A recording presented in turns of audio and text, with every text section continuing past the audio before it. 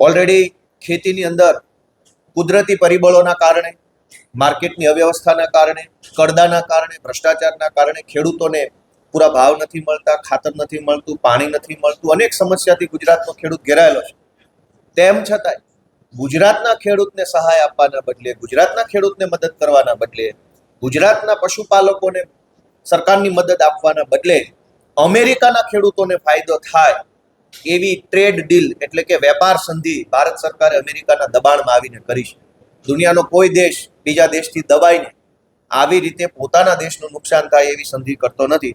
પરંતુ બહુ દુઃખ સાથે કહેવું પડે કે ભારતની સરકારે, ભાજપની સરકારે, નરેન્દ્ર મોદીની સરકારે અમેરિકાના દબાણમાં આવી અમેરિકાના ખેડૂત માલામાલ થાય અને ગુજરાતના ખેડૂત બરબાદ થાય એવા પ્રકારની ટ્રેડ ડીલ કરી છે.